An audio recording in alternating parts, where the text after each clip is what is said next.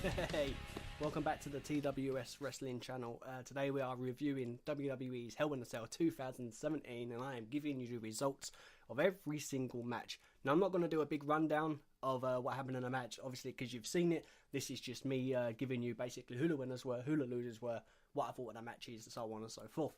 So the kickoff show started with Chad Gable and Shelton Benjamin versus the Hype Bros. It was a nice back and forth. Rowley's energy when he done his comeback was always strong. It's always great. Basically, the winners were Chad Gable and Benjamin due to Mojo Rowley actually making a mistake. And I rated that match a 5 out of 10. I do believe more could have been done. However, it was a good way to start the show, I guess. There was not much more you expected. Again, we didn't see the heel turn, which what I called. However, I think later on that's going to come, maybe SmackDown or the following week. So the match, the show actually starts then with New Day and Usos. And from start to finish, the match was absolutely brilliant. There were spots that a lot of people are going to remember. So the handcuff Woods when he was on the steel post and he was getting whacked with the Singapore canes. Even to they were very original as well. They went in with a different mindset and they looked at it from the outside. So basically, they done stuff in the Hell in a Cell that hadn't ever been done before. It'd been done and then they recreated it in their own way. Especially when they used the kendo sticks because they wedged one of the Usos into the corner and they were whacking him with the cane. And as a result, basically, the way the match finished, it was Woods was on the chair and there was a double Us or Air Uso. And the Usos then became tag team champions. And I gave that a 9 out of 10. Next match was Randy Orton versus Rusev. Now, to be honest, I wasn't a big fan of the match. I wasn't a big fan of their feud either. Rusev's dive onto Orton off of the ring apron to the security barricade was great. And that was it really, other than Orton's DDT, which was great. And other than that, the thing that stood out the most for that match was the reverse of the accolade into an RKO, which was fantastic. I really enjoyed the transition on that. And I rated that a 6.5 out of 10. The next match was AJ Styles versus Baron Corbin versus Ty Dillinger. Now, this didn't actually get announced till the night. Basically, Dillinger went to Daniel Bryan and said that because he'd already pinned Baron Corbin, that he felt like he was entitled to be in the match. So we had a lot of back and forth. It starts off with Ty and AJ working together on Baron. Then that basically that duo ends up. They start trading a couple of blows. Corbin takes over and he does some great moves. Especially there was a chokeslam backbreaker that really stood out. Phenomenal forearm onto the outside of the ring. Baron Corbin punching AJ Styles out of the air as he goes to do the phenomenal forearm. And the match finishes with Baron Corbin winning. Basically, there was a flying forearm, phenomenal forearm to Ty Dillinger. Then Baron Corbin kicked out AJ Styles out of the ring and then got the 3 count. I rated that a 7 out of 10. So the next match was Charlotte and Natalya. Now, it was a decent match. I guess, I mean, they've battled before. I wasn't really into the the feud in the first place. I felt like Natalya deserved, I don't know. I just feel like Charlotte Flair coming back and then sort of going straight in, being handed basically the chance was a bit over the top for me. Like I wasn't behind it anyway. Unfortunately, obviously, it's down to WWE booking. So there was a lot of Natalya working on Charlotte's leg, obviously because she does the figure 4 into a figure 8 leg lock. There was a couple of memorable spots. The moonsault into outside the ring, and then there was a moonsault reversed into a powerbomb. The sharpshooter was reversed, and then as the match goes on, Natty grabs a steel chair and starts whacking Charlotte via, and then that causes a disqualification. So Charlotte did win the match, however, Natalya is still the champion, and I rated that a 6 out of 10. We had a Fashion Files promo, which is always great to see. I have wondered where they've been for a while. It's great to see them back. And then they're going on to Pulp Fashion, which is their next thing. So we're hoping to find out who was attacked, who attacked them, sorry, and where they're actually going with it, because they got a loud cheer, which is always good. Next match was the WWE Championship. It's Jinder Mahal versus Shinsuke Nakamura. Now, to be honest, it was a very slow start. As always, Nakamura is using his strong style, a lot of stiff kicks to Mahal.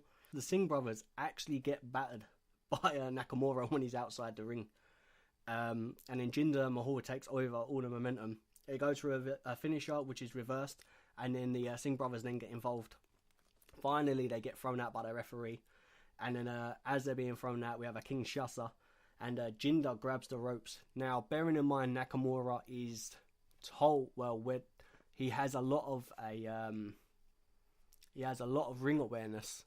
He should know to pull him from the rope. However, he didn't, and like I said, Jinder got to the rope. So Jinder grabs the rope, and he rolls out of the ring finally. And Nakamura follows him, and Jinder actually goes back in.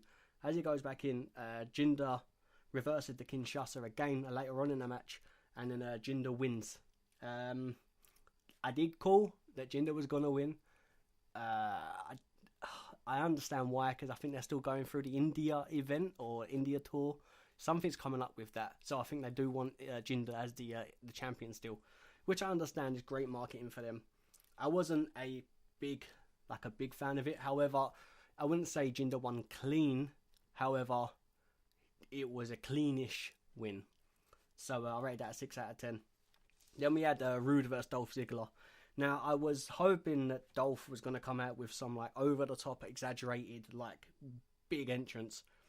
And he come out to his music, and then it just a record scratch cut.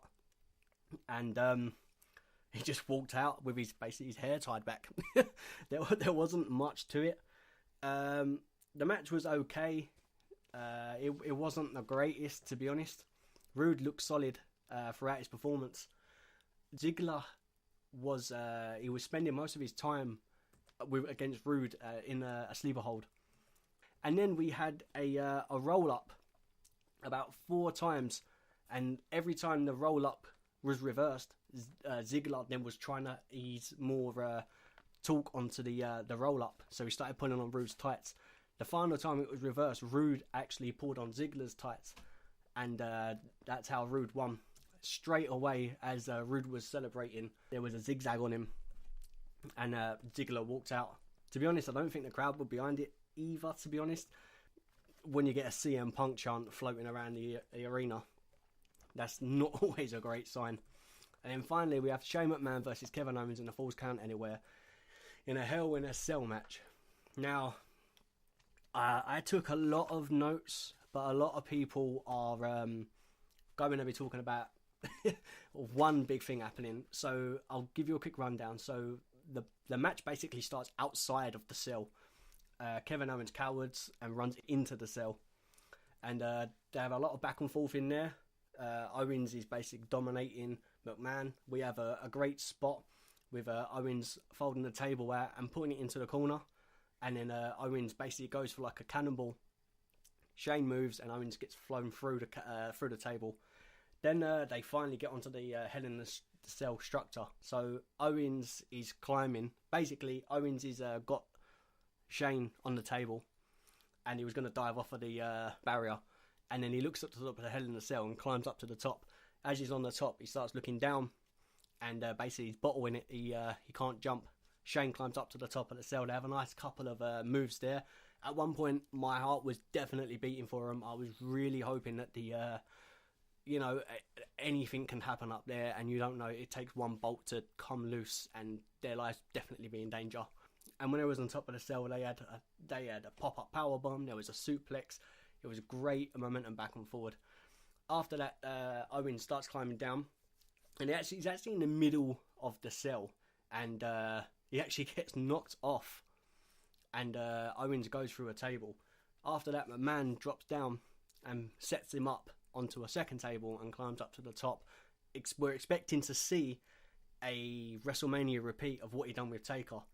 However, just in the background, there he is, Sami Zayn. And as Owens drops for his famous elbow drop onto Kevin Owens, Sami Zayn pulls Kevin Owens off the table, and Shane just plows it, and it did look vicious. Obviously, I don't think there was a crash bag like a underneath like there was last time in the Mania thing.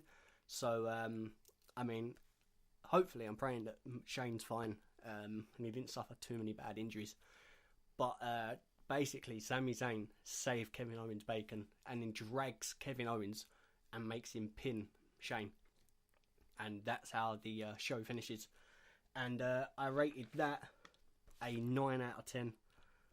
Basically, that's my rundown of the pay-per-view. But the big thing was the shock factor for Sami Zayn was unreal. I did not expect it. It was a great twist. There's so many questions. Why did he do it? Is Sami Zayn turning heel?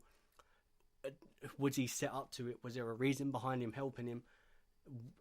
You know, there's so many questions, and I guess we're just waiting on answers. We'll find out Tuesday, which will be tonight, after this is uploaded in the week. So I'll do like a midweek report of Raw and SmackDown.